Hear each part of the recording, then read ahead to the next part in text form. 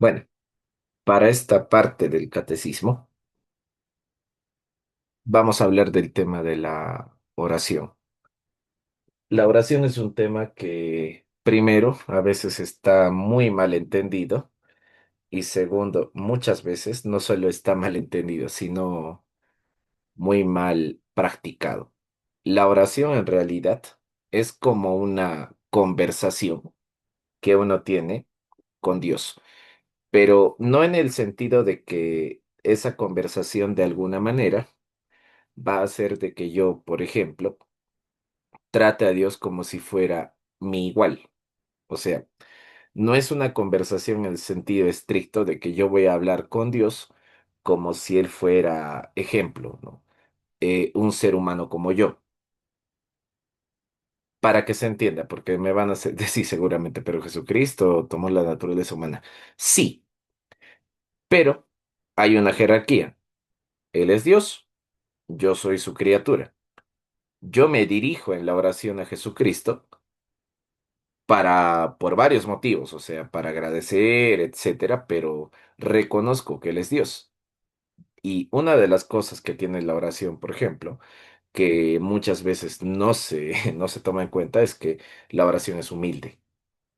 Entonces, una oración humilde justamente reconoce qué cosa, que Dios es Dios y que uno es criatura humana y por tanto, en jerarquía, no está en el mismo nivel, en la misma escala que Dios. Ya, eso en primer lugar. Ahora, claro, eso no significa que yo no puedo, en la oración, dirigirme a Dios, quizá, ¿no? De una manera más, digámoslo así, improvisada. No es la palabra, pero improvisada. ¿A qué me refiero con esto? A que si yo quiero orar, yo, por ejemplo, no necesitaría tener necesariamente todo un manual de oraciones, que sería bueno, sí.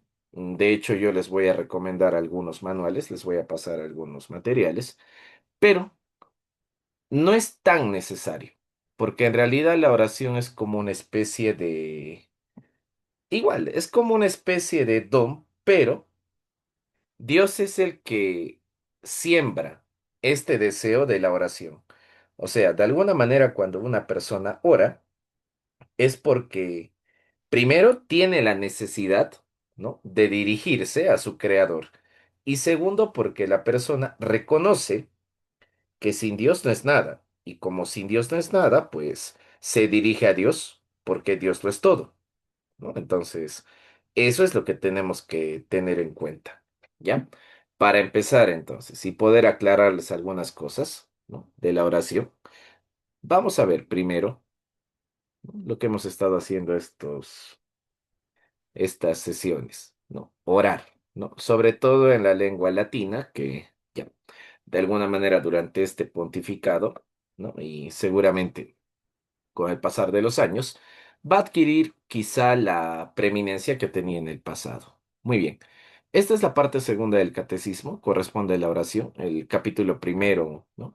Nos va a hablar de la oración de manera general, qué es, cómo se hace, etcétera. Vamos a ampliar, porque en la oración sí hay varias cosas que necesitan explicarse y ser ampliadas. En todo caso, la oración.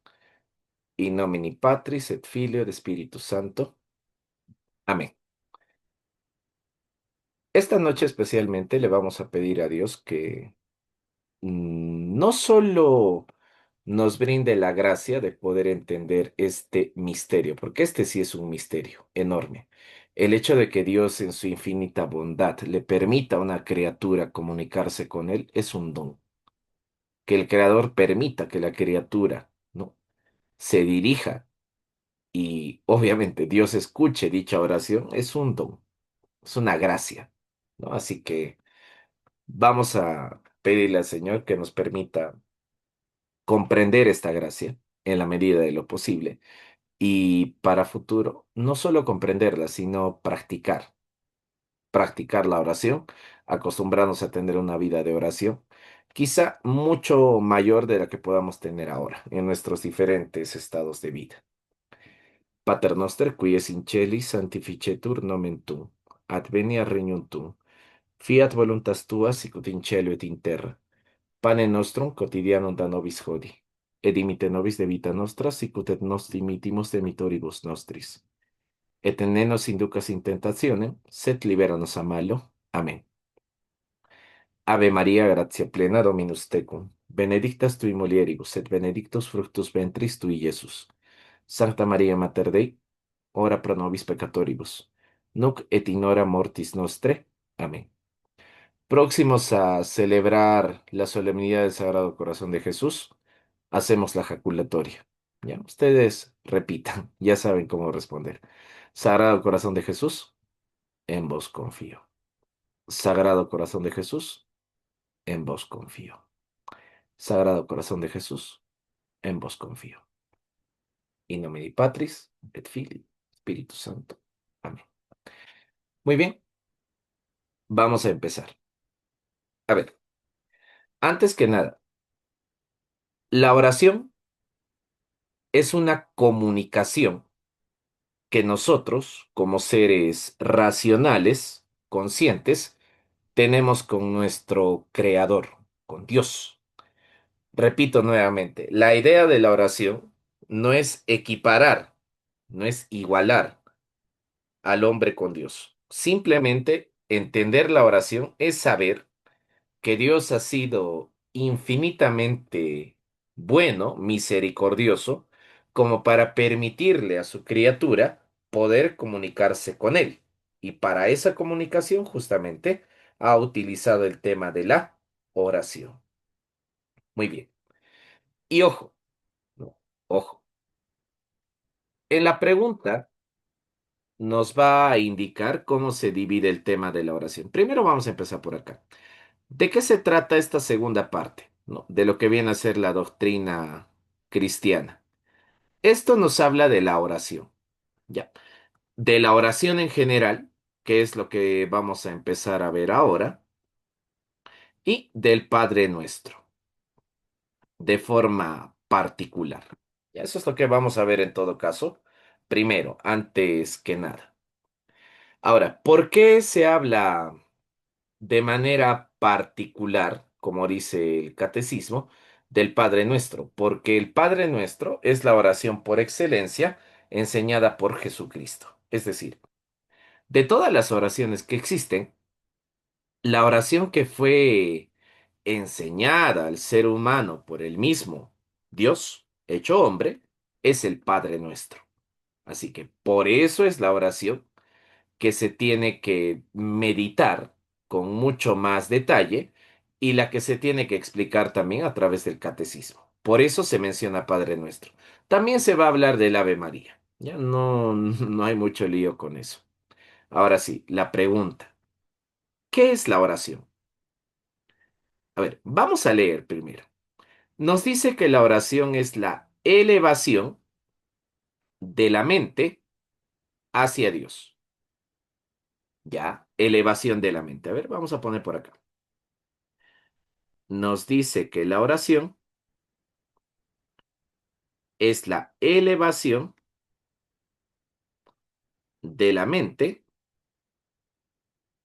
hacia Dios.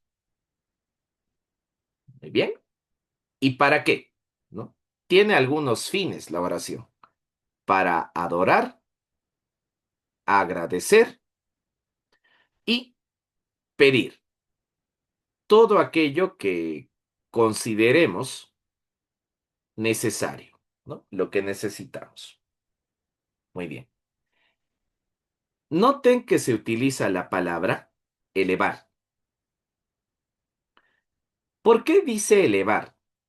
Bueno, eso tiene bastante sentido, ¿ya? Para eso, vamos a recordar un par de escenas del Evangelio. Por ejemplo, ¿no? Cuando Jesucristo oraba con sus apóstoles, ¿qué hacía? Jesucristo normalmente para la oración elegía lugares altos. Es decir, Jesucristo siempre solía elegir lugares elevados. Y como me dice el catecismo, la oración es la elevación, sí, pero de la mente hacia Dios. Es cuando de alguna forma mis pensamientos se elevan hacia Dios. Es como si yo, a través de mis pensamientos, me comunicara con Dios directamente, ¿no? Eso sería, ¿no?, a lo que se refiere la elevación cuando el catecismo lo menciona. Pero tomar en cuenta esto. Cuando Jesucristo rezaba, cuando oraba, ¿no? Ahorita hay una diferencia entre orar y rezar, la vamos a ver después. Lo que hacía era ir a lugares elevados. Incluso en el mismo huerto de Getsemaní, en la oración, en el huerto, él está en un lugar elevado. Mientras, ¿no?, los tres apóstoles con los que Jesucristo solía frecuentar estos lugares, ¿no? Hablamos de Pedro, Juan y Santiago, solían quedarse más bien en la parte baja. ¿Esto qué me indica? Esto nos está mostrando algo. El hecho de que Jesucristo, verdadero Dios, verdadero hombre, para orar tenga que subir, ¿qué me está indicando? Que la oración no es algo, ejemplo, no es algo que se haga en el mismo nivel en la que se desarrollan las cosas del mundo. Es decir, yo no puedo hacer oración si mi mente no está elevada, no está mirando a aquellas cosas sobrenaturales. Es decir, cuando Jesucristo se eleva, ¿qué es lo que está enseñando a los apóstoles? Que para orar, uno no puede tener la cabeza, la mente, los pensamientos en el mundo, en lo terreno. Cuando uno ora, tiene que elevar los pensamientos hacia lo eterno. Eso se puede ver claramente en el Evangelio cada vez que Jesús subía a una montaña, a un monte y demás para realizar la oración. Entonces, podemos decir que aquí está lo eterno, la vida sobrenatural. Y más bien, pareciera que el mundo está aquí, debajo. Y cuando uno reza, cuando uno ora, no puede quedarse aquí. O sea, físicamente puedo estar en el mundo, pero no soy del mundo. Eso lo dice el Evangelio también. Ustedes están en el mundo, dice Jesucristo, pero no son del mundo.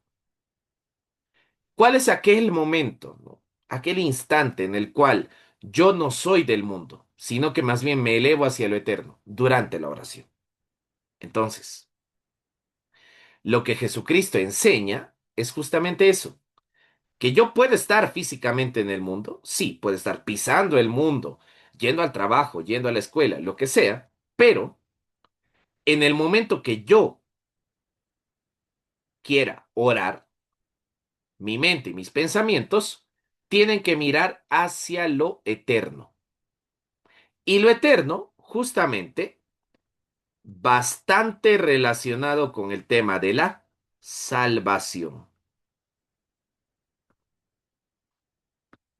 En cambio, el mundo, bastante relacionado con lo contrario, con el tema de la perdición.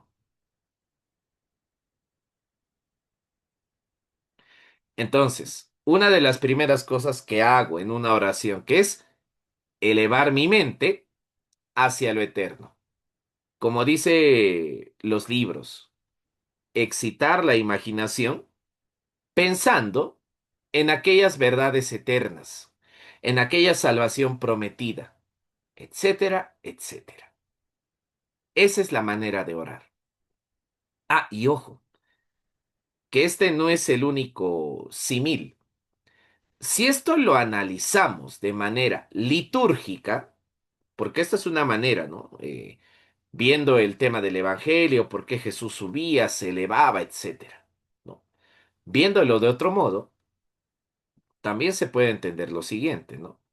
Por ejemplo, si hacemos una especie de grada, vamos a encontrar, por ejemplo,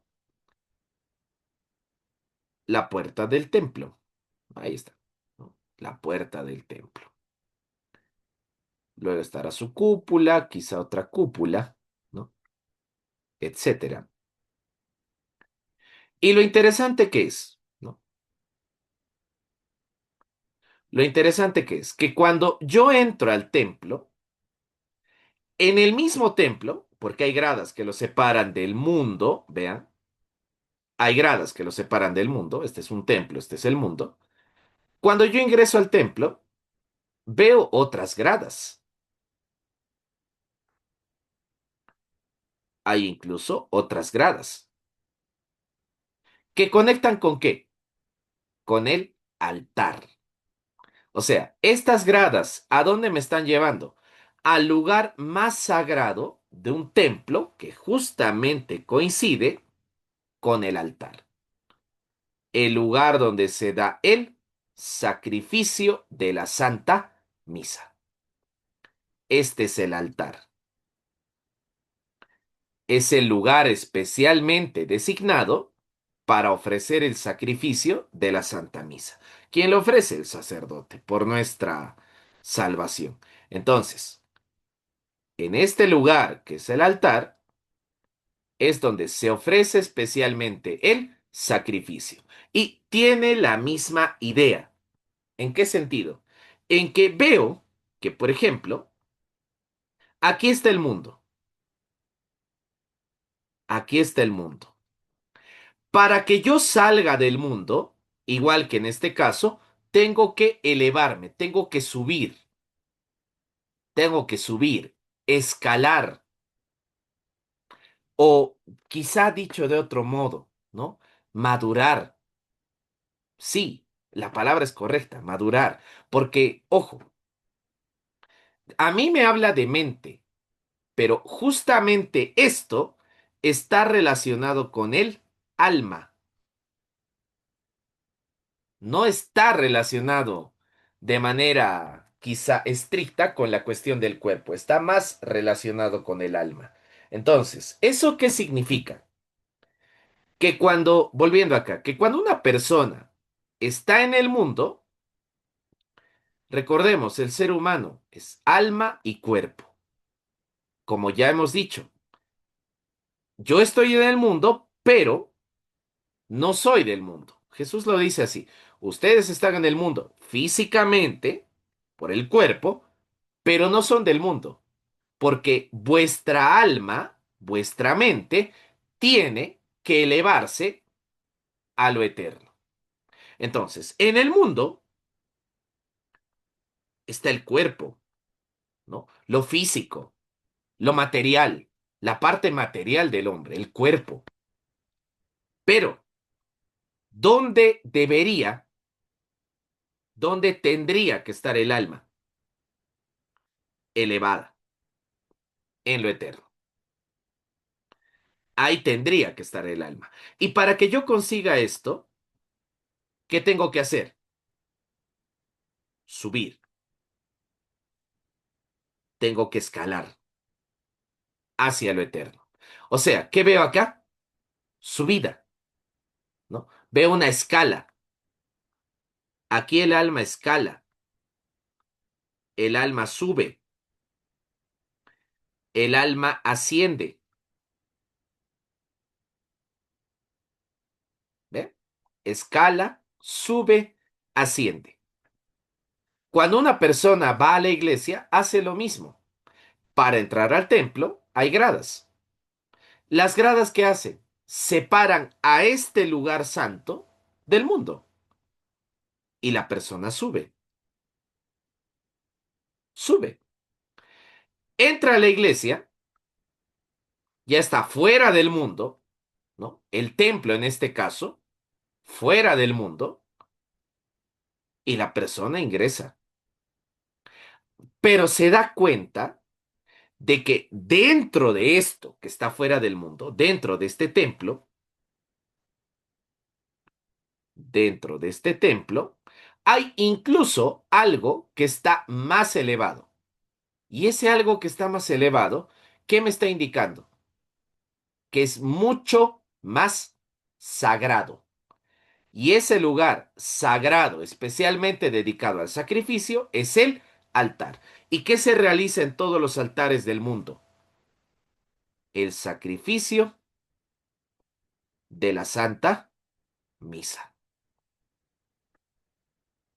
Entonces, yo salgo del mundo, entro al templo, que es el lugar especialmente, ¿no? Especialmente dedicado para la oración, y veo que incluso en este lugar santo hay algo que es mucho más santo, que justamente es el altar. Y en el altar se realiza el santo sacrificio de la misa. Y veo que el altar está más elevado. ¿Por qué? Porque recordemos, en la liturgia, todo lo que esté elevado es porque es más santo. Todo lo que esté elevado es porque es más santo. Si tú te quieres santificar, no te conviene estar no solo con el cuerpo, sino con la mente en el mundo. ¿Dónde debe estar mi mente y por ende mi alma? En lo eterno. Ay, cuando llega a lo eterno, ¿qué hago? ¿Qué hace el alma cuando llega a lo eterno? Contempla. Cuando el alma alcanza lo eterno, ¿qué hace? Contemplar. ¿Cómo es contemplar? Como cuando una persona sube a una montaña y se queda impactada de todo el paisaje que observa ante él. ¿Qué hace el alma cuando se eleva hacia estas verdades eternas? ¿Qué hace? Contempla, porque ve lo infinito, lo bueno, lo inmenso que es Dios. Y solo le queda contemplar. Solo le queda contemplar. No discute, contempla. No se queja, contempla. No trata de racionalizar lo que ve, contempla. Contemplación. Cuando uno va al templo, ¿qué hace también? Oración, pero ¿qué hace? Contempla. Aquí está la Santa Misa, el sacrificio de la Santa Misa. ¿Qué hace el fiel? Contempla. Todo lo que pasa ante sus ojos, lo contempla. Como dice el Evangelio, ¿no? Respecto a María, lo guarda en su corazón. En su corazón lo acoge y entiende que Dios es bueno, porque ya empieza a entrar al misterio. Y ojo, contemplar lo eterno no significa ser más erudito, no significa, ¿no? Ejemplo, convertirse en un doctor de la iglesia. Contemplar lo eterno, ¿qué significa? Entrar al misterio, porque lo eterno es un misterio. Y como es un misterio que yo no puedo entender, ¿qué me queda? Contemplar. Que al final las criaturas estamos justamente en parte hechas para la contemplación como tal. Muy bien. Entonces, si esto está elevado, es porque es más santo, mucho más santo. Y ojo, la persona que sube estas escaleras hacia el altar para realizar el santo sacrificio, ¿quiénes son? Los sacerdotes. Y eso lo dice el catecismo, porque repito nuevamente, Dios no es comunista. Dios no le da a todos por igual. A alguno le da algunos dones, al otro le da un poco más, al otro quizá le da menos, etcétera, porque Dios no es comunista. A algunos le da el don, ¿no? Les da el don de poder trabajar más fácilmente con madera. A otros quizá les da el don de trabajar mucho más sencillo con tecnología. En temas de iglesia, a algunos les dará el don, ¿no? Ejemplo, de poder adorar a Dios a través del canto. A otros les dará el don de poder alabar a Dios a través de su labor misionera. Dios no da a todos por igual. Acordarse la parábola de los talentos. Y como Dios no da a todos por igual, hay una vocación que Dios sabe. Catecismo lo dice, la iglesia lo dice. Hay una vocación que está por encima de todas, incluso del matrimonio. El sacerdocio. Entonces, la persona que sube especialmente estas gradas para ofrecer el santo sacrificio, ofreciendo su vida como oblación también, a través de su labor misionera, pastoral, catequética, etcétera, es el sacerdote. Por eso en la misa nosotros no vemos al sacerdote al mismo nivel que nosotros, valga la redundancia. Lo vemos más arriba, más elevado. ¿Por qué? Porque aquí entra la suposición. Se supone que el sacerdote puede estar en el mundo, pero tiene la mente en lo eterno. Tiene los pensamientos en lo eterno. Tiene sus intenciones en lo eterno. Todos los actos que el sacerdote hace van en función a lo eterno. Porque si el sacerdote en algún momento hace algo para agradar al mundo, es porque ha perdido la mirada en lo eterno.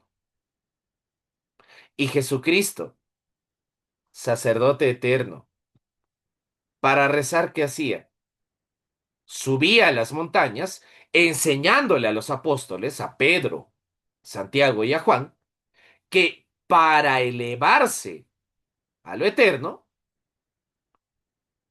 había que tener la mente y los pensamientos en el misterio. Ese acto de subir de Jesús era la manera de enseñarle a sus apóstoles que no se puede tener la mente en lo eterno cuando se tiene la mente en el mundo. ¿Qué hay que hacer? Subir. Esa es la manera de comprenderlo. Esa es la elevación de la mente hacia Dios. Para adorarle, darle gracias y pedir. Y todas esas cosas se hacen en la misa.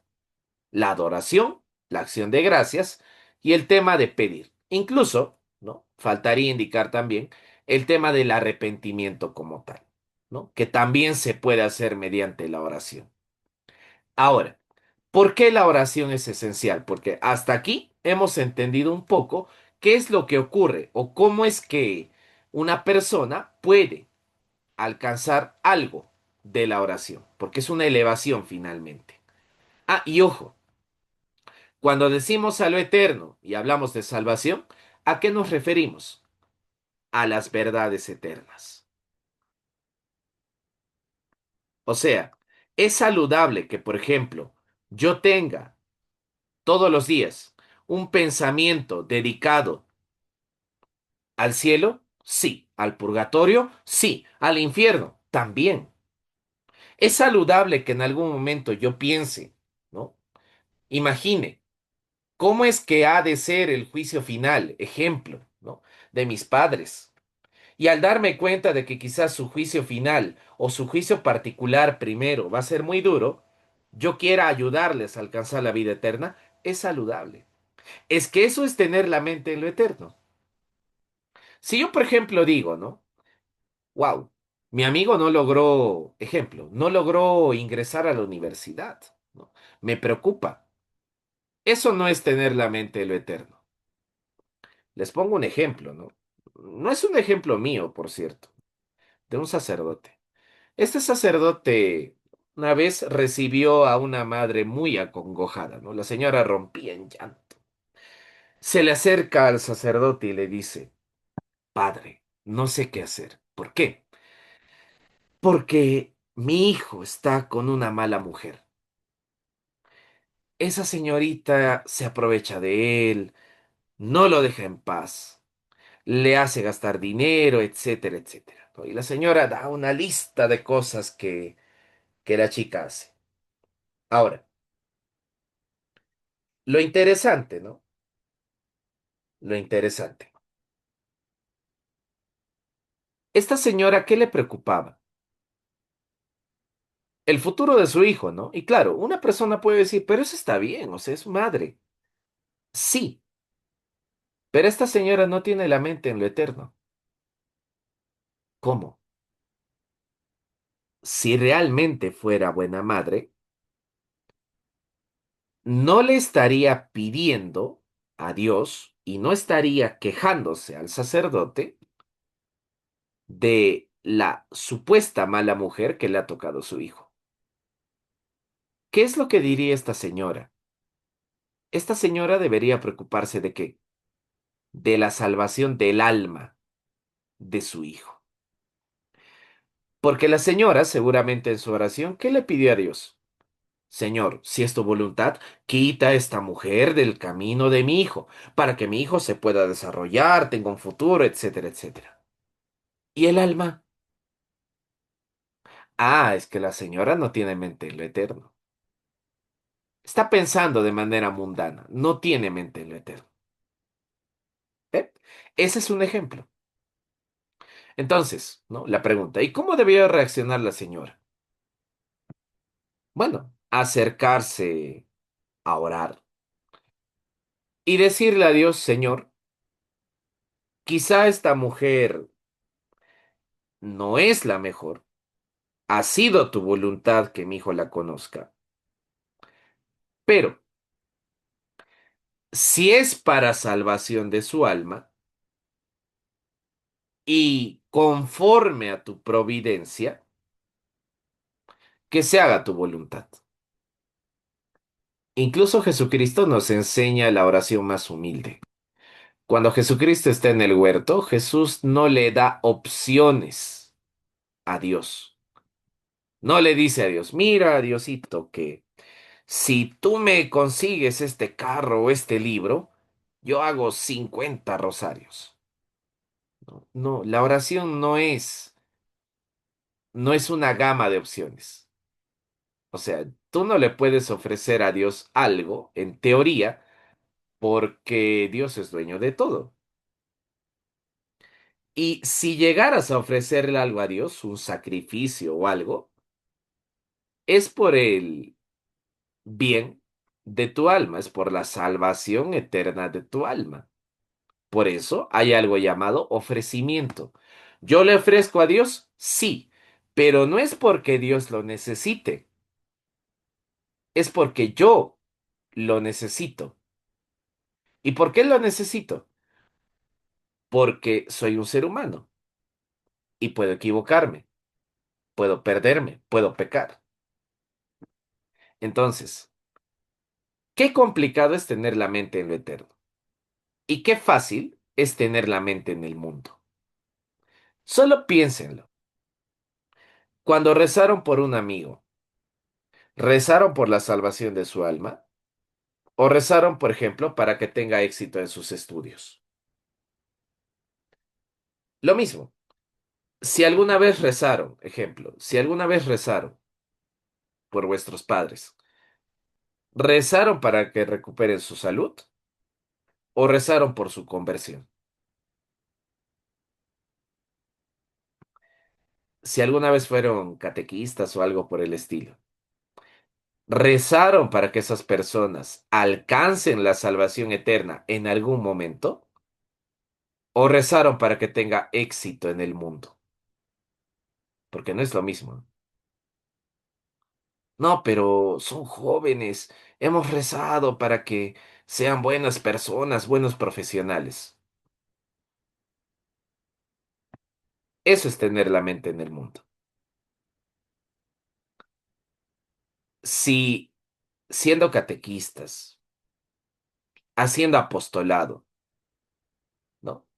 Incluso, incluso sin hacer apostolado, sin ser catequista, sin ser del coro o de ningún lado, siendo supuestamente cristiano, católico, apostólico y demás, si nunca me he tomado el tiempo, la molestia de pedir a Dios por la salvación de aquellas personas que en algún momento han cruzado por mi camino,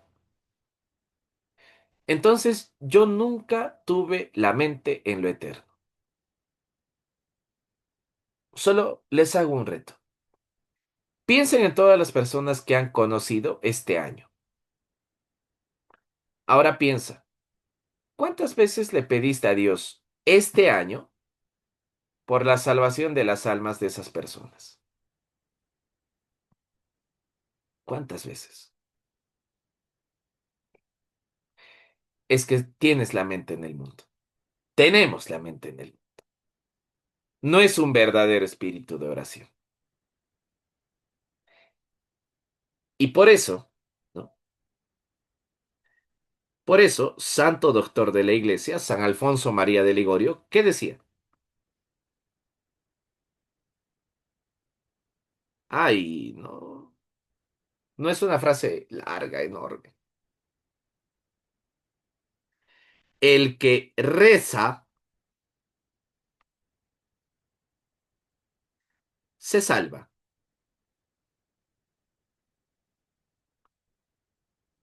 Y sí, el que reza se salva. Porque el que reza, ¿dónde tiene la mente? En lo eterno. ¿Se va a salvar? Sí, porque es un alma de oración. Es un alma que se eleva. Es un alma que a pesar de estar en el mundo, tiene la mente en las verdades eternas. El que reza se salva. ¿Quién lo dijo? San Alfonso María de Ligorio. San Alfonso María de Ligorio. Tiene un libro pequeñito, un opúsculo, que habla de la oración. También les voy a facilitar ese material. Muy sencillo de leer y bastante claro para el tema de la oración como tal. El que reza se salva, decía San Alfonso María de Ligorio. Entonces, la oración por excelencia, ¿no? Por ejemplo, nosotros la hacemos ¿dónde? En la Santa Misa. Ahí es cuando el sacerdote toma todas las oraciones de los fieles y, a través del sacrificio de la Santa Misa, Dios las recibe. El que reza se salva. El que no reza no se salva. Quizá no sea necesariamente un dogma, pero si tomamos en cuenta que el mismo Jesucristo enseñó a rezar, a orar a sus apóstoles, entonces creo que es bastante claro que la oración no es algo opcional, es una necesidad. El que reza se salva. Por tanto, por tanto, la oración no solo es querida, es necesaria. Es necesaria. ¿Para qué? Para la salvación del alma. Si no rezas y si no oras, no te vas a salvar. Es muy probable que no te salves. No porque Dios te vaya a condenar, es simplemente porque tú no quieres elevarte a lo eterno, ¿no? Y como decía una vieja catequesis, Si sabes que en el cielo, quizá no lo sepas, ¿no? Ahora te lo decimos. Si sabes que en el cielo, ¿no? Si es que llegamos, ¿no? Si Dios lo permite, las almas van a estar todo el tiempo, todo el día, ya para hacerlo más temporal, todo el día adorando a Dios a través de la oración. La pregunta es, alguien que no acostumbra a orar, alguien que considera que la oración no es necesaria, alguien que tiene pereza de orar, ¿qué va a hacer en el cielo? Si el cielo es prácticamente una oración eterna. Como decía esta vieja catequesis, ¿no? Si a ti no te gusta orar, ¿para qué quieres ir al cielo? Si no te gusta elevar tu mente, ¿no? Si estás pensando en el mundo, en el último partido, en el próximo mundial, en la ropa, en esto, ¿qué vas a hacer en el cielo? Si el cielo es oración. Los ángeles están allí, adorando a Dios, ¿no? Uno de los fines de la oración, ¿cuál es? La adoración. Los santos están adorando a Dios. Oración. Todo es oración. ¿Qué quieres hacer en el cielo si en la tierra no te gusta orar? Cuestiona. ¿Para qué entonces? Bueno, todo lo anterior nos demuestra que la oración es necesaria y que la iglesia, entendiendo este modo de enseñar de Jesucristo, de cómo se hace la oración, lo toma en la liturgia, en el templo, y le enseña a los fieles que esta forma es justamente una elevación, tal y como dice el catecismo. Muy bien. No lo olvidemos entonces, el que reza, se salva. Ya, lo dice San Alfonso María de Ligorio, un doctor de la Iglesia. Muy bien. Por tanto, por tanto, repito y para que esto quede claro, ¿no? Repito y para que esto quede claro. Si yo no oro, es porque no me interesa lo eterno. Si no me interesa lo eterno, entonces, ¿para qué busco el cielo? Si no me interesa lo eterno, entonces, ¿qué hago? Haciéndome llamar supuestamente católico, si no voy a orar.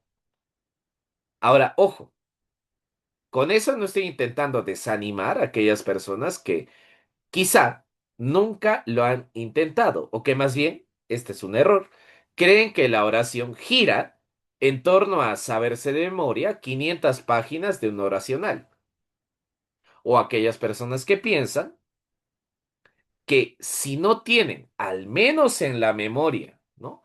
Las oraciones elementales. O ejemplo, ¿no? Personas quizá de una condición mucho mucho más humilde, que a lo mejor no han tenido acceso ni a la escritura, ¿no? Ni al hecho, por ejemplo, de aprender a leer, sería falso decirles que no pueden orar. La oración es algo que nace del alma. Está escrita en los libros, sí, algunas oraciones inspiradas por Dios, pero no son necesarias. Lo que es necesario es orar. Lo que no es necesario, y que quede claro, lo voy a explicar ahora, que veamos los grados de oración. Lo que no es necesario que es que yo estrictamente me empecine en solo orar cuando hay un libro a la mano. Porque hay algunos que este tema lo llevan a la parte un tanto más estricta. Creen que orar consiste en tener siempre un oracional debajo del brazo y que si no está ese oracional, entonces no se puede orar. Que si no hay silencio, no se puede orar. Que si, ejemplo, ¿no? Que si no es una fiesta de un santo, entonces no puedo orar. Eso es falso. Ahora, repito, no estoy diciendo que de preferencia uno no busque orar en esos momentos. Se puede, claro. Si es la fiesta de San Juan, encuentro un lugar silencioso, puedo orar. O sea, tengo las condiciones. Pero también puedo orar en medio del ruido. Porque, ojo, lo que se tiene que elevar no es tu cuerpo, es tu mente, tu alma. Puedo orar en medio, ejemplo, puedo orar en medio. Vamos a ponerlo así. ¿Puedo orar en medio de un bus? Sí, sí puedes. ¿Puedo orar en medio de una fiesta? Sí, sí puedes. En la oración, otra vez, lo que se eleva es la mente, no el cuerpo. No, no somos San José de Cupertino para que se eleve nuestro cuerpo. Lo que se tiene que elevar es la mente. Muy bien. A ver, hasta este punto. No sé si hay alguna duda, quizá, respecto al tema de la oración.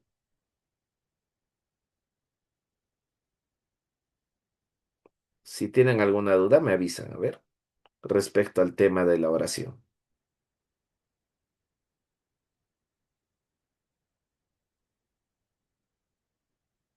¿Ya?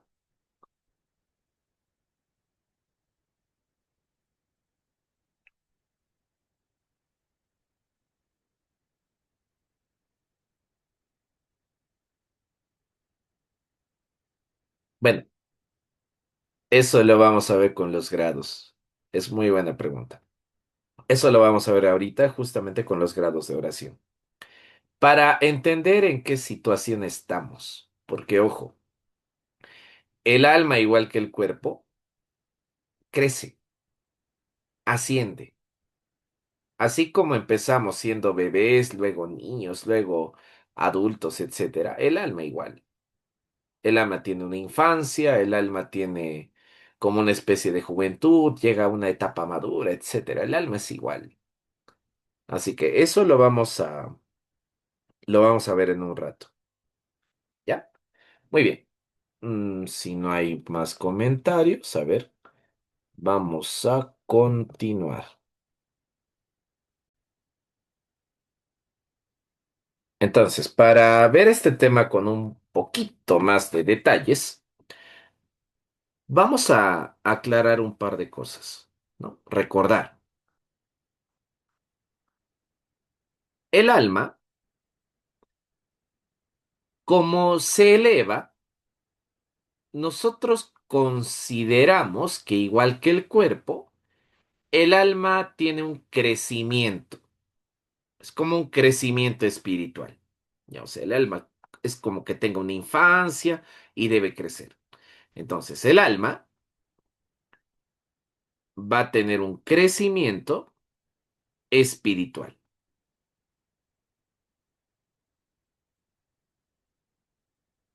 El alma tiene como un crecimiento espiritual. Pero lo que la hace crecer es el mismo Dios, es justamente la gracia. La gracia es la que hace que el alma crezca. Ojo, por eso los teólogos, ahorita se me viene a la mente el padre Francisco Palau, un carmelita beato, ¿no? Decía que el alma es como una especie de jardín donde Dios planta las virtudes. Sería bueno que se lleven esa imagen. El alma, cuando Dios la crea, es como un jardín. Hay muchas flores, pero en ese jardín, Dios especialmente, ¿qué coloca en el alma de cada ser humano? Las virtudes. Y la virtud que más destaca, el tronco principal del árbol, es justamente la caridad. Eso lo vamos a ver en el tema de virtudes. Les voy a explicar esa parte también. Pero, para que me entiendan y para que esto también no quede en el aire, ¿qué tengo que acordarme? Que para que el alma crezca, necesita la gracia de Dios. Un alma que no tiene gracia, que no acepta las gracias, que no las recibe, o en todo caso, no las busca, por ejemplo, a través de los sacramentos, es un alma que difícilmente va a crecer espiritualmente y siempre va a estar estancada en el mismo lugar. Y ojo, Jesucristo ascendía, subía a la cima de los lugares donde realizaba oración. No se quedaba a medio camino. Así que ahí también aprendemos del maestro que la idea, ¿no? En el tema del alma siempre es subir, siempre es crecer. En todo caso, ¿no? Tomando en cuenta esto, tomando en cuenta esto, si el alma tiene un crecimiento, entonces el alma necesita subir. Ahora, para que esto lo entendamos y lo tengamos mucho más claro, el alma tiene como una especie de infancia. ¿Ya? Entonces, si lo queremos ver como una escala, ¿no? Una escala espiritual, podemos decir algo así, ¿no? Y ahí entran pues los grandes místicos, San Juan de la Cruz, Teresa, Teresita del Niño Jesús, ¿no? Etcétera. Personas que entendieron bien este tema del alma y que nos han legado sus escritos, ¿no? Con los cuales uno también se puede enriquecer. Entonces, aquí empieza el alma. Tiene como una especie de infancia. Hay una infancia en el alma. Hay una etapa, ¿no? Nosotros podríamos decir, hay como una adolescencia en el alma. Y luego hay una etapa madura del alma. Sí, ¿y el alma qué es lo que tiene que hacer? ¿Quedarse? No, porque recuerden la escritura, si el alma se queda, ¿quién le va a pedir cuentas? Dios. Dios le va a decir, ¿qué hiciste con los talentos que te di? Señor, tú me diste 2 talentos, te devuelvo lo que es tuyo. Siervo inútil, ¿no? Siervo inútil. No hiciste crecer tu talento, ¿no? Lo escondiste por temor. No lo hiciste crecer. Siervo inútil. ¿Eh? Entonces, ¿qué hace el alma? ¿Qué tiene que hacer? Crecer, subir. Y conforme el alma sube, ¿qué hace? Se acerca a lo eterno. Ojo, el alma en esta infancia está cerca al mundo, pero cuando el alma sube, se va acercando a lo eterno, porque el alma nunca va a alcanzar completamente a Dios, que es su sumo bien, pero sí se puede acercar. Y Dios, por misericordia, puede hacer que el alma comparta parte de su divinidad. Pero eso lo vamos a explicar luego. Ya en todo caso, primero llévate esta idea. El alma sube desde el mundo, se eleva hacia lo eterno. Esto son vías, caminos, son vías. En teología mística hay 3 vías que voy a mencionar de acá un momento, pero ojo, ¿por qué el alma se eleva a lo eterno? Ah, ojo, no todas las almas, eso sí tiene que estar claro para diferenciar. No todas las almas van a necesariamente acercarse a lo eterno. Hay almas que no lo van a hacer porque no quieren. Ojo, esto no es, esto no es un movimiento natural, no es que le va a pasar a todos. No es como que, por ejemplo, todos los niños van a aumentar de altura, sí, pero no todas las almas van a acercarse a Dios. ¿Por qué? Porque recuerda que el ser humano tiene libertad. Si él quiere, se acerca. Si no quiere, no lo hace. Sencillo. Entonces, la manera en la cual el alma se acerca es a través de tres vías, ¿no? ¿Cuáles son las tres vías? En teología mística se habla bastante de las tres vías. Primero está la vía purgativa, purgar, quitar, ¿no? Lo que no sirva. Luego, la vía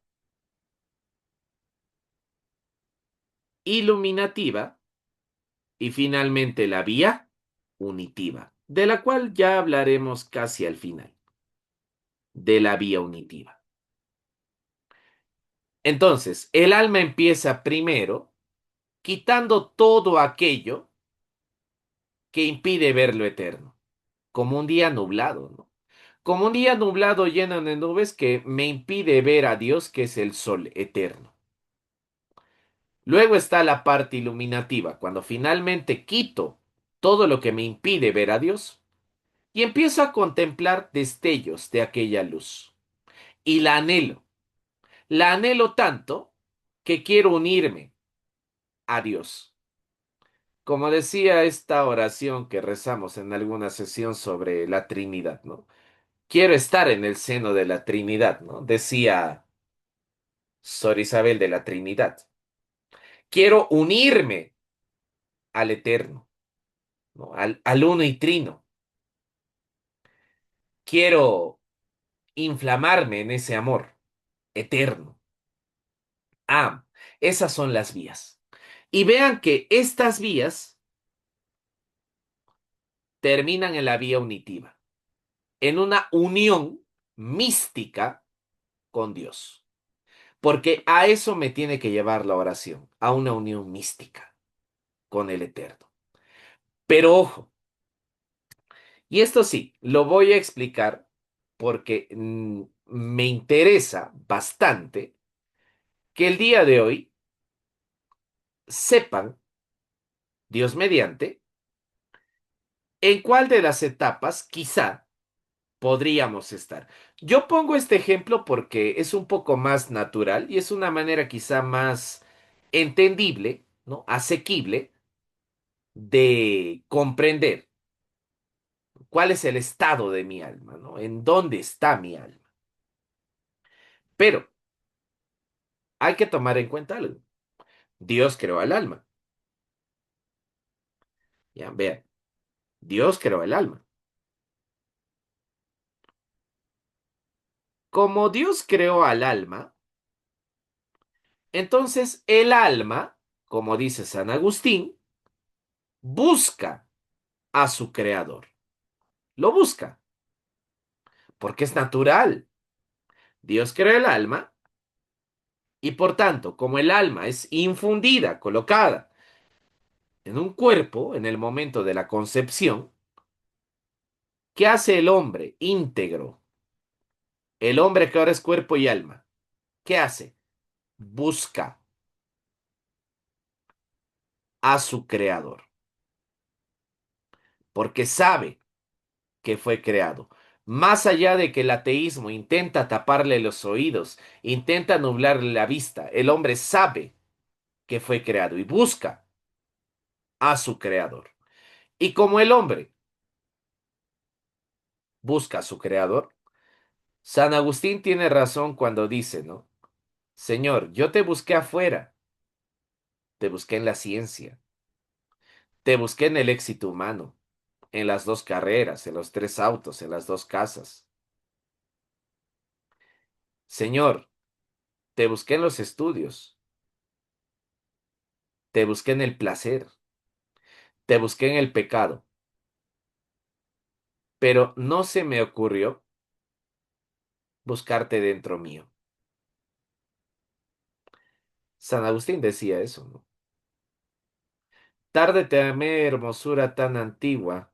Yo te buscaba afuera cuando en realidad estabas dentro. El hombre busca a su creador y muchas veces se equivoca porque busca afuera, cuando tenía que buscar adentro, dentro de sí. ¿Recuerda? Inhabitación trinitaria, ¿no? El hecho de que la Santísima Trinidad inhabita en el lugar más profundo de mi alma. Tenía que buscar afuera, no tenía que buscar adentro. Inhabitación trinitaria. Y como el hombre busca a su creador, y el creador es persona, uno y trino, un Dios y tres personas, ¿qué hace el hombre? Intenta comunicarse. Porque cuando uno busca, quiere comunicarse. Entonces, esa búsqueda hace que el hombre quiera comunicarse con Dios. Y ese acto de comunicación entre esta persona y las tres personas divinas, esa es la oración. Esa es la oración. Esa es la oración. Y repito, el hombre sabe que es su creador. No considera que Dios es su igual. Sabe que hay una jerarquía. Lo busca. Ahora, para entender esto, vamos a tomar a San Juan de la Cruz. Cuando San Juan de la Cruz habla de las noches oscuras, ¿no? Solo vamos a hacer una pequeñísima síntesis. Él menciona algo que es muy interesante y que lo hemos llegado a vivir en algún momento. ¿Por qué el hombre busca? Porque sabe que tiene un creador, pero no es solo eso. Es que el hombre está herido. Claro, por el pecado sí, pero también herido de amor. ¿Por qué? Porque el amor se esconde.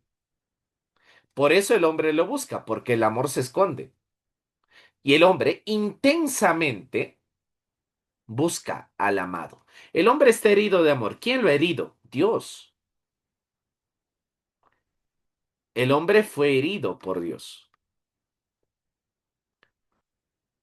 Herido por Dios. Y como el hombre fue herido por Dios, el hombre lo busca. Pero Dios se esconde. Esa es la manera en la que entiende San Juan de la Cruz el tema del alma, ¿no? El alma que siempre está en la incesante búsqueda de su creador.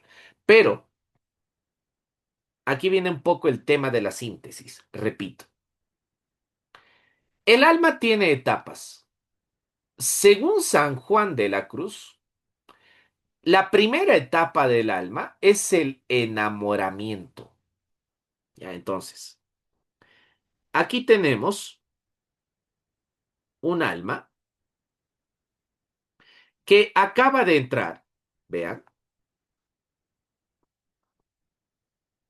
a una etapa de enamoramiento. Enamoramiento. Es muy parecido al enamoramiento que sentimos los seres humanos. La primera vez es bonito, ¿no? Veo a la persona en mi mente cada vez que cierro los ojos. La puedo imaginar fácilmente. Pienso en ella todo el día, etcétera, etcétera, etcétera. En esa etapa de enamoramiento, entonces, ¿qué hace el alma? Ve a Dios en todo. Ve a Dios en todo. Va a misa y ahí está Dios. Se pone a rezar y ahí está Dios. Siente que Dios está en todo lado. Escucha a Dios, ¿no? El alma dice, Dios, te acabo de oír, ¿no? Me has pedido que haga esto y lo hace, ¿no? A ese nivel, ¿no? El enamoramiento. Y como el alma está enamorada, ¿qué hace?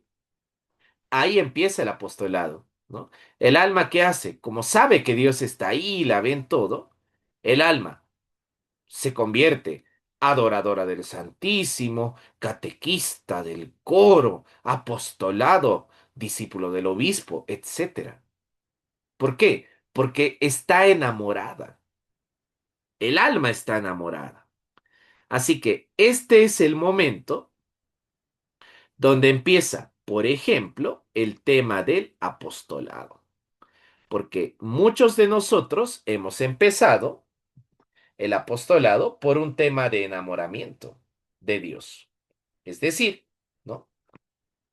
Cuando hemos sentido que Dios estaba más cerca, cuando hemos sentido esta cercanía de Dios con nosotros, al punto de que lo hemos llegado a sentir,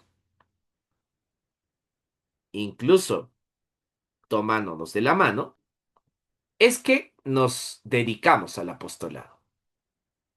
Y no está mal, pero el amor tiene que ser probado. El amor es un don, sí, pero digámoslo de este modo, no es un don gratuito, entre comillas. Si el amor es amor, debe probarse. Entonces,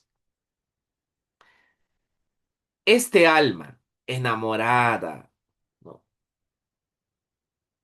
Que ve a Dios en todo, que va a misa, lo escucha, cada vez que cierra los ojos, Dios está ahí, etcétera, tiene que entrar a la prueba. Entonces,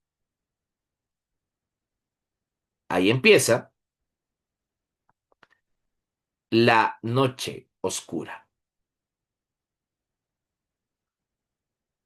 la primera noche oscura. ¿Por qué le llamamos oscura? Porque Dios se aleja. En esa primera noche oscura, Dios prueba al alma y se aleja. Dios se aleja. Ya no está en la misa.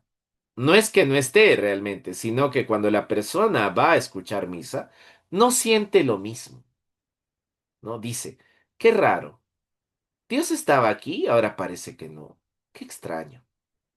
El alma se pone a rezar y Dios ya no está ahí.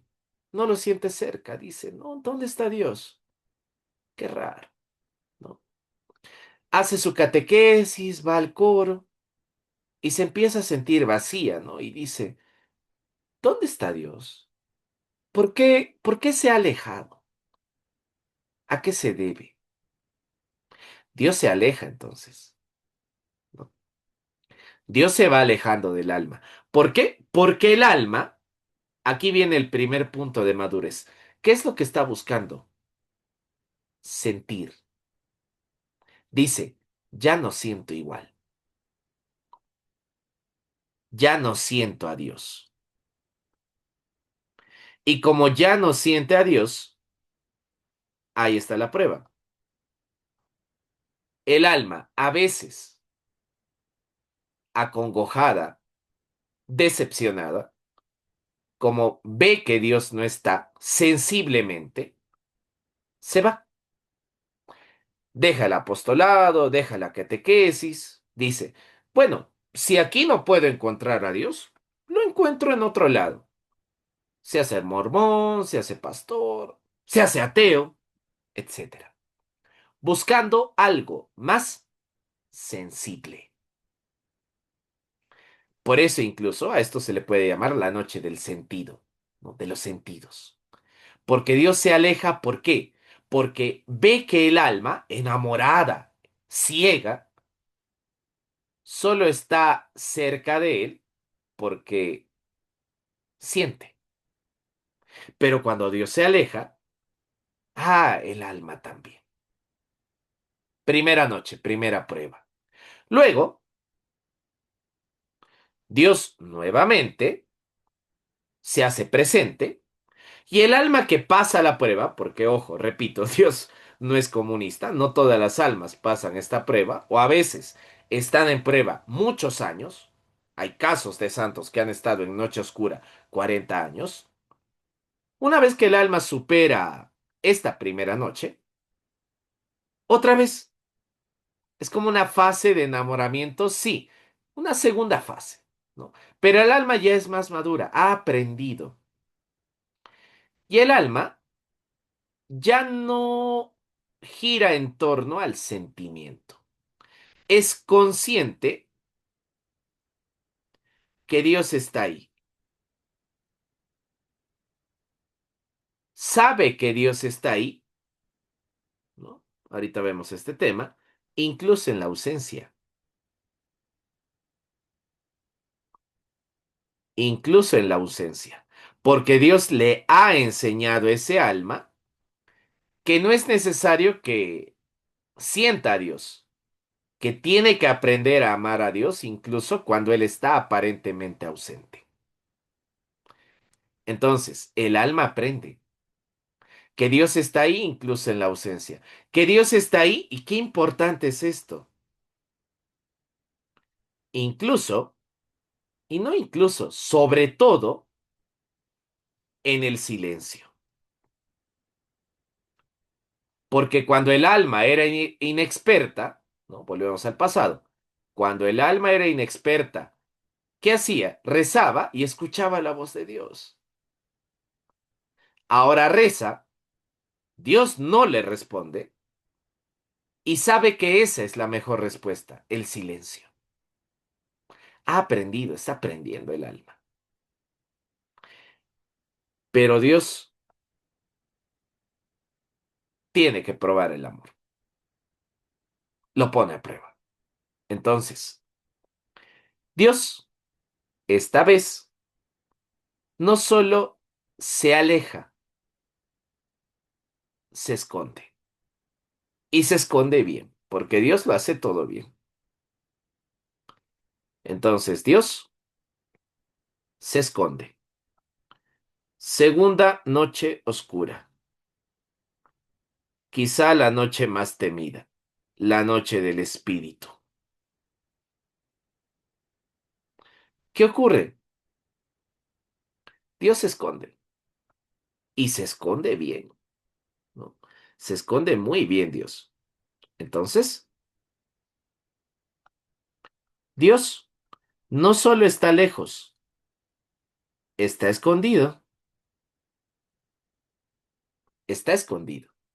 Y como Dios está escondido, ¿qué ocurre? El alma no solo nota su ausencia, no solo nota el silencio, empieza a pensar que Dios no existe. El alma llega a un punto de cuestionamiento porque no solo Dios se ha alejado, o sea, ya no lo siente lejos, sino parece que no existe. Y el alma se cuestiona, ¿o será que no existes? Entonces, esa es la noche del espíritu. Y Dios permite, providencia divina, que en esta noche también ¿no? tenga la potestad de tentar el demonio. En esta noche del espíritu, no solo la persona tiene dudas de la existencia de Dios, sino que el demonio aparece para tentar. Tremenda prueba. No solo Dios no existe, sino que el demonio además me tienta a hacer el mal. La noche del espíritu. Y noten, en esta primera noche oscura, entreno mis sentidos. ¿Para qué? ¿Para sentir mejor a Dios? No. para recordar que Dios es espíritu y que las sensaciones solo son sensaciones, que lo importante es la certeza de saber en el fondo de mi corazón que Dios está ahí, incluso en la ausencia, incluso en silencio. Pero cuando llega la noche del espíritu, todo eso pierde sentido, porque Dios está escondido. Así lo entendía San Juan de la Cruz. Y aquellas almas que salían de la noche del espíritu, muy cerca del eterno, ¿no? Elevadas completamente. Entonces, si estás en la etapa de enamoramiento, pronto empieza la prueba para ver si amas a Dios por ser Dios y no solamente porque lo sientes cerca. Si ya estás en esta etapa donde sabes que Dios está ahí, que no necesitas, ¿no? Algo sensible, algo con los sentidos, o como se dice, ¿no? Sentir bonito, ya viene la prueba. Esta es la doctrina de la noche oscura de San Juan de la Cruz, doctor de la iglesia. San Juan de la Cruz, Carmelita descalzo, ¿no? Igual que Santa Teresa. Esto lo podemos encontrar en su obra La Noche Oscura o también en la subida al Monte Carmelo, ¿no? Del doctor de la iglesia San Juan de la Cruz. Muy bien. ¿Qué nos permite entender cuáles serían los momentos por los cuales tiene que pasar el alma para alcanzar lo eterno? Esa es la manera en la cual lo explica San Juan de la Cruz. Y es la manera mística en la cual también lo entiende la iglesia. No hay que olvidarlo. Muy bien. ¿Algún comentario hasta aquí? Por favor. ¿Algún comentario hasta aquí? ¿O alguna pregunta, precisión hasta este punto?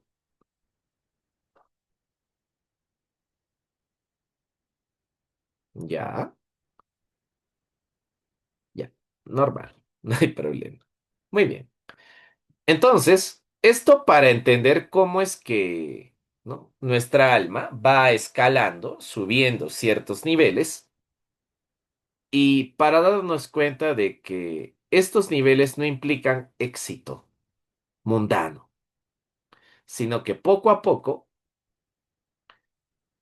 me aproximan a la simplicidad e inmensidad de Dios, que no está en las sensaciones, sino que está escondido. ¿Ya? No hay que olvidarlo. Muy bien. Hay algunos santos que también lo explican. Varía en algunos puntos, pero San Juan de la Cruz es, ¿no? Una doctrina quizá un poco más, no solo segura, sino que bastante meditativa. Y por eso lo estamos usando ahora. ¿Ya? Muy bien. Dicho esto, ¿no? O sea, entendida toda esta parte, ¿no? De la noche oscura, un poquito, un resumen, ¿no? Tenemos un video sobre eso también, bastante, bastante profundo, para mencionar más cosas de San Juan de la Cruz. ¿Qué vamos a ver ahora? El tema de la oración. O sea, ya entendiendo esto, teniendo en cuenta que el alma asciende y demás cosas, vamos a ver el tema de la oración como tal. O sea, cómo empieza un alma principiante en la oración y cómo termina. O sea, cómo es la oración cuando el alma ya tiene habilidad, ¿no? Cuando ya tiene quizá un poco de perspicacia, ¿no? Para la oración. Muy bien. Para eso, nos vamos por acá. Vean, estos son los famosos 4 grados de la oración, ¿no? En las obras de Santa Teresa me parece que son hasta 7 grados de oración, pero con que podamos manejar los 4, creo que estamos bien. Y vamos a entender bien, ciertamente, todo lo que conlleva, ¿no? El tema de la oración. Entendiendo esto, va a estar mucho más claro a qué se refiere la iglesia exactamente cuando nos pide orar, ¿no? O cuando nos pide rezar propiamente. Ah, y eso, ¿cuál es la diferencia entre orar y rezar? La oración es más mental. El rezo es casi hablado, es más vocal, digámoslo así. Ya, entonces, voy a agregar eso, porque he estado usando las palabras de manera un poco indistinta, sin haberlas explicado. Ya, en todo caso, a ver, vamos a ponerlo por acá. Si decimos oración, es algo mental, o sea, no es hablado, es algo mental, es algo mucho más mental. Pero cuando hablamos de rezo, el rezo, más que mental, es algo más vocal, ¿no? Entonces, la oración es un tanto más mental y el rezo es un tanto más vocal. Ya, no hay que olvidarse. Ahí tienen la diferencia. Muy bien. A ver, esto fue planteado por la doctora de la Iglesia, Santa Teresa de Jesús o Santa Teresa de Ávila también, igual que San Juan de la Cruz, mística, su libro, ¿no? Tiene varios libros, Camino de Perfección, el libro de la vida, Las Moradas, un excelente libro también, donde, igual que San Juan de la Cruz, nos habla de ese tema, ¿no? De cómo el alma se va aproximando a Dios cada vez más. Concentrémonos en el tema de la oración. ¿Ya?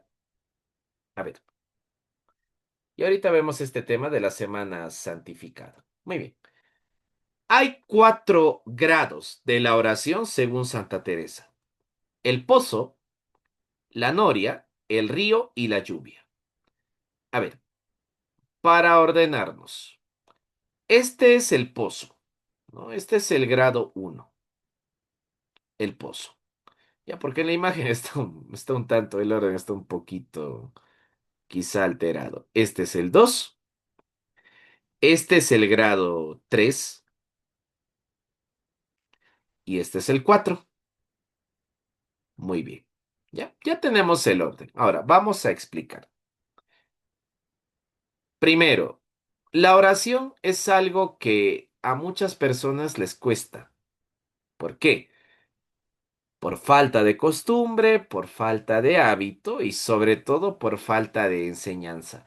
No del párroco, no del catequista, de los papas. Porque si en una familia no hay oración, es imposible que los hijos aprendan a orar, o incluso imposible que los hijos le encuentren la verdadera utilidad. ¿Qué decía San Alfonso María de Ligorio? El que reza se salva. Y es cierto. Entonces, en los 4 grados de la oración de Santa Teresa, primero vemos el pozo. La imagen es muy elocuente. Cuando una persona empieza a orar, no es sencillo. O sea, ¿qué me indica el pozo? Que la oración, en un principio, en un inicio, por eso son grados, es trabajosa, es difícil. La oración es difícil, complicada.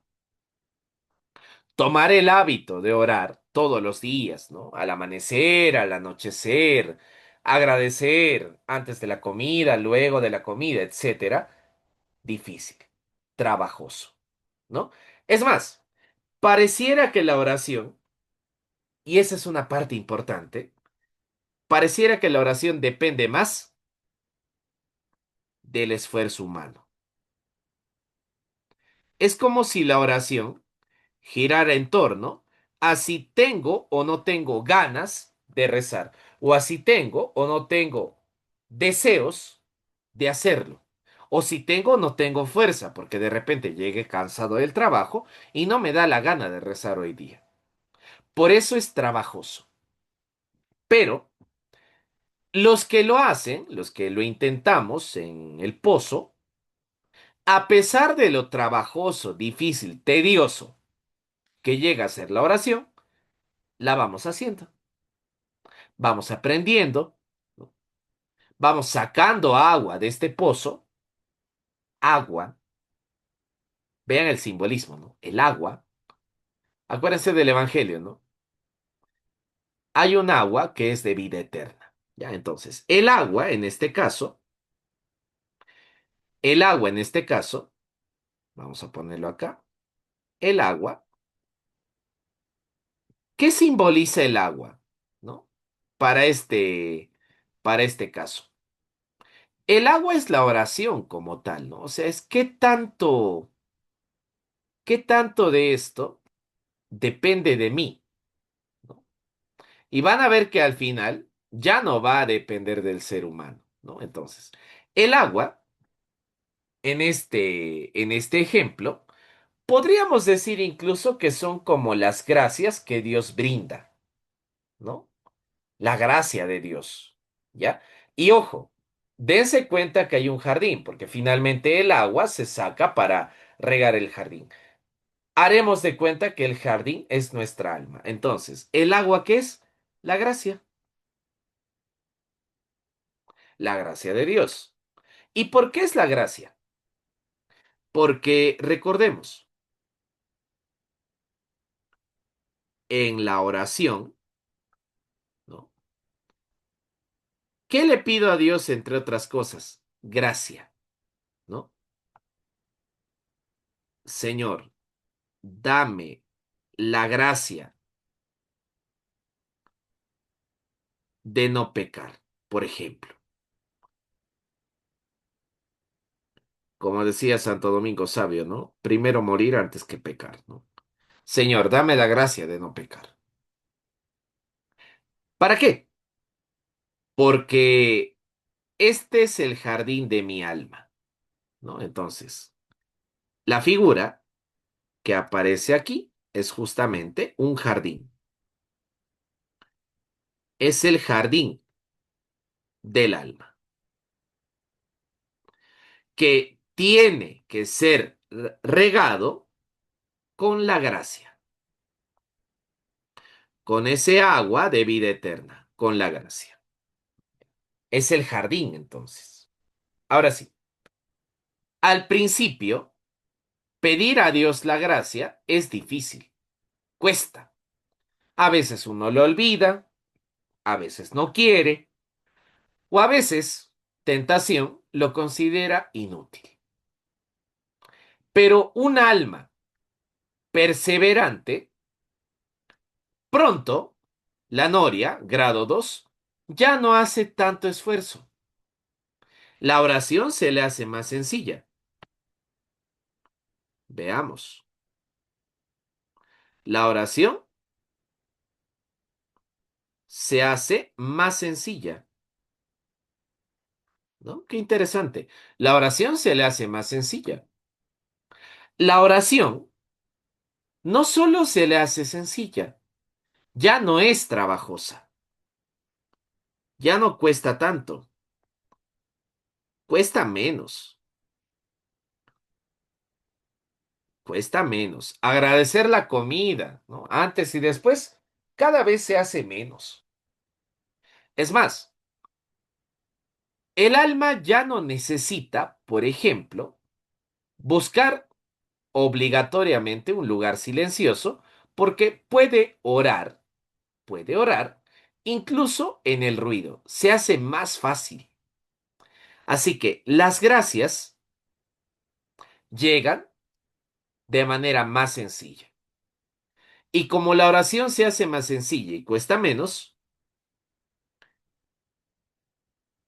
el alma, el alma crece espiritualmente hablando. Crece de tal manera que se le empieza a hacer, ahí viene lo importante, se le empieza a hacer más difícil pecar. No porque no pueda, sino que como tiene oración, ya no quiere pecar. Ya hay un rechazo a pecar. Entonces, como el alma crece, los pecados bajan, disminuyen. El alma está creciendo, ¿no? Hay menos trabajo entre sacar el agua de un pozo y jalar una palanca, ¿no? Bombear un poco el agua. Esto es más sencillo. Muy bien. Grado 3, el río.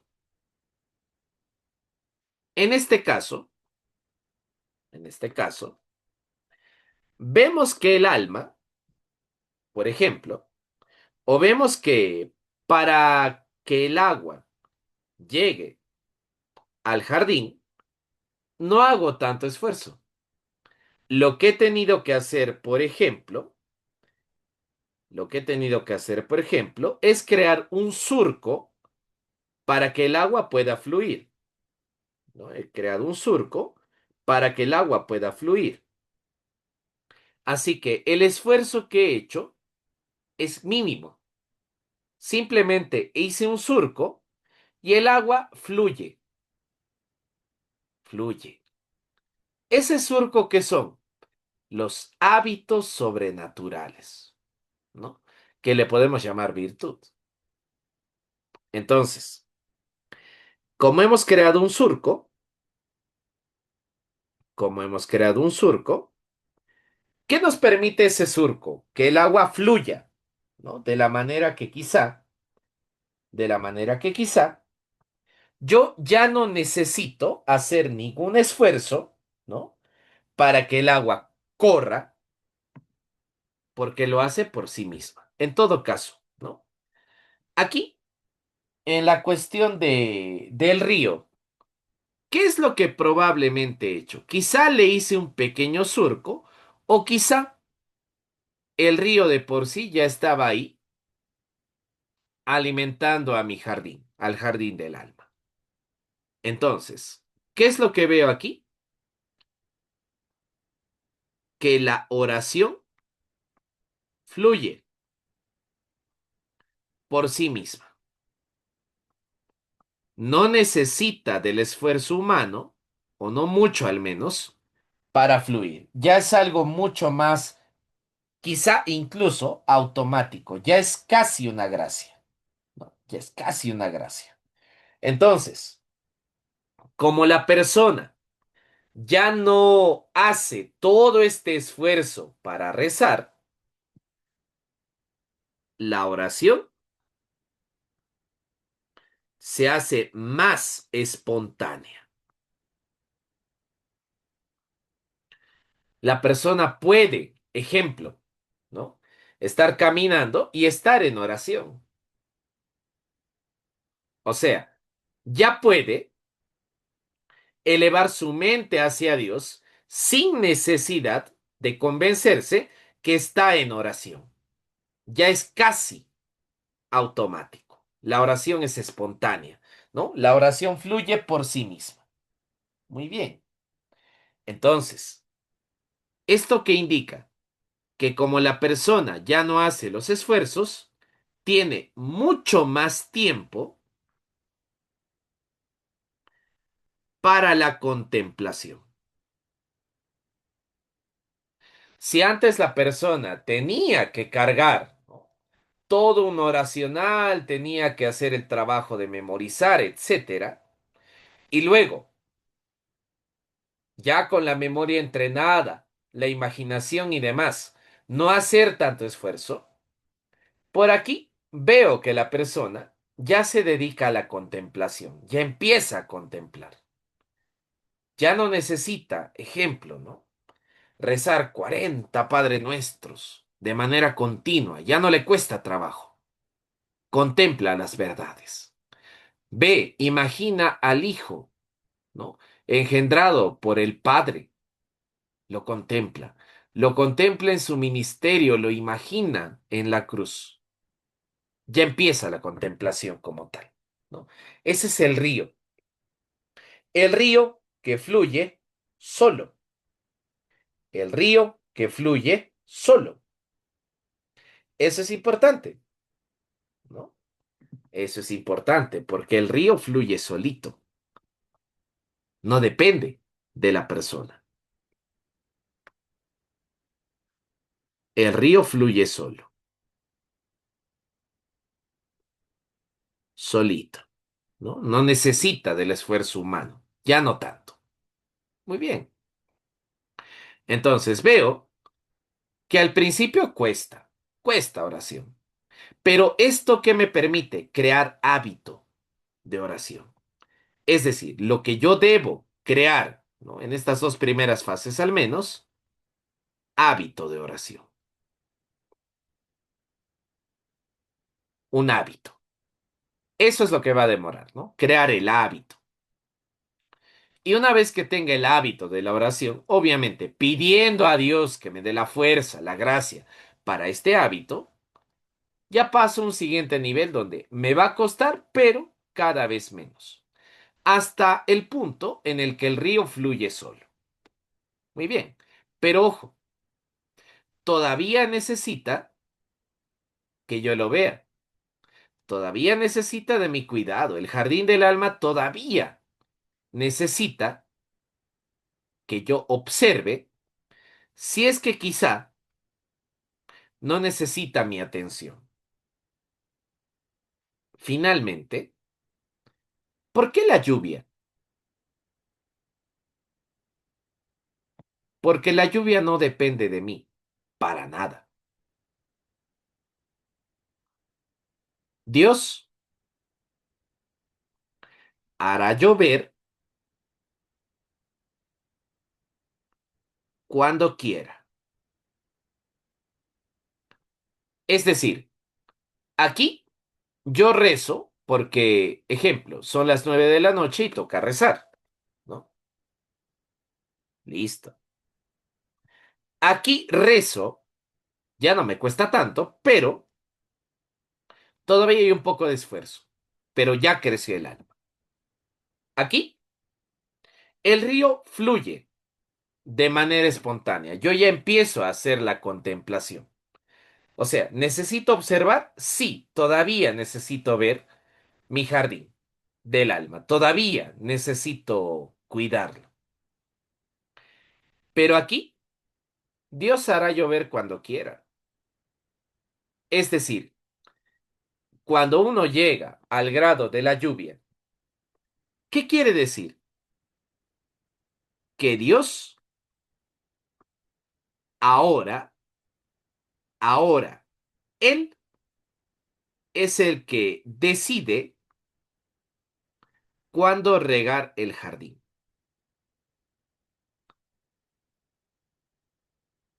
No solo cuándo, sino cuánto y cómo. Ya no necesito el pozo, no necesito la noria ni el río. Dios sabrá regar el jardín. Dios sabrá cuánto de gracia va para ese jardín. ¿Qué hago yo? Contemplar. Contemplar cómo Dios actúa en en mi jardín a través de su gracia, ¿no? Y contemplar también cómo es que la gracia de Dios empieza a hacer que mi alma se unifique, vía unitiva, se una con el Eterno. ¿Ve? Entonces, habrá un momento, Dios mediante, donde nuestra oración ya no va a depender de nosotros, sino del mismo Dios. Como dice San Pablo, ¿no? Ahí se entienden sus palabras. Ya no soy yo quien vive, es Cristo quien vive en mí. Claro, ya no soy yo quien vive, es Cristo que vive en mí. Ya no soy yo el que cuida su alma, es Dios quien la cuida. ¿Eh? Ya no soy yo el que hace esfuerzos, ¿no? Muchos esfuerzos para mantenerme en la gracia. Ahora es Dios quien me brinda las gracias y es el mismo que sostiene mi alma. Ese es el grado de la lluvia de la oración, ¿no? Ahora, ojo, para que no se malentienda. Dios decide quiénes llegan por acá, quiénes llegan por acá, quiénes llegan por acá y quiénes se quedan por aquí. Todo depende de Dios, providencia divina. Pero, como el que reza se salva, tenemos que buscar, Dios mediante, si Dios quiere, el grado de la oración de la lluvia. Solo si Dios quiere. Si no quiere, si no es su voluntad, si no es lo que Él ha previsto para nuestra salvación, ni modo. Pero si es lo que ha previsto, pedirle a Dios, pedirle a Dios la gracia de poder alcanzar este grado, donde, como ya les dije, y lo voy a anotar, ¿qué observo? La unión con Dios, la unión con el uno y el trino. ¿Ya? Muy bien. ¿Algún comentario de esto último?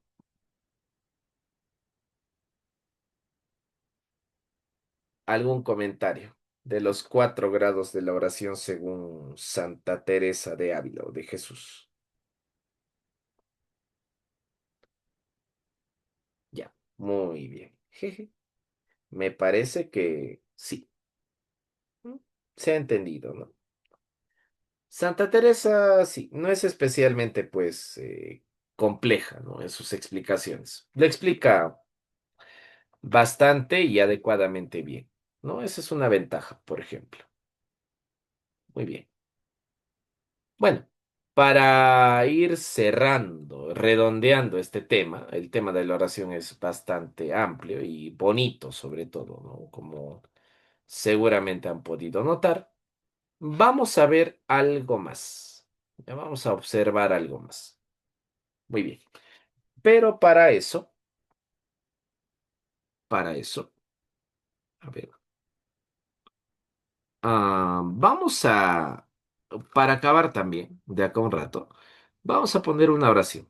Este es del cardenal Verdier. Es una oración bien bonita. No es una oración al Espíritu Santo. Ya la voy a agregar por acá. Creo que la tenemos por aquí, sí. Ya vamos a agregarla acá. Ujú. Ya, creo que por acá. Muy bien. A ver, denme un momento, por favor. Vamos a agregar esta oración. A ver, un toque, porfa. Ya, creo que sí se nota. Muy bien. Ujú. Ya está. Muy bien. Esta es una oración al Espíritu Santo. Más allá que ya pasó el día de Pentecostés, pues igual, no nos haría daño meditar un poco. Ya, y en la siguiente sesión ya veríamos el tema de la semana santificada, ¿no? O sea, en qué momento hay que rezarle a los ángeles, etcétera. Ya, entonces, para terminar, vamos a rezar oración al Espíritu Santo. En el nombre del Padre, del Hijo, del Espíritu Santo. Amén. Oh Espíritu Santo, amor del Padre y del Hijo, inspírame siempre lo que debo pensar, lo que debo decir, cómo debo decirlo, lo que debo callar, cómo debo actuar, lo que debo hacer, para gloria de Dios, bien de las almas y mi propia santificación. Espíritu Santo, dame agudeza para entender, capacidad para retener, método y facultad para aprender, gracia y eficacia para hablar, sutileza para interpretar. Dame acierto al empezar, dirección al progresar y perfección al acabar. Amén. Esa es una oración que me gustaría que la memoricen, que la aprendan, ¿no? Y que la puedan rezar en aquellos momentos donde ustedes, ¿no? Justamente necesiten algo de ayuda o inspiración sobrenatural, ¿no? Para vuestras actividades. Muy bien, terminamos de esa manera. En nombre del Padre, del Hijo, del Espíritu Santo. Amén. Listo. Este fue el tema de la oración. Ojo, es la primera parte. Nos falta todavía ver algunos puntos más. Muy bien. Eso ya lo veremos en una próxima sesión.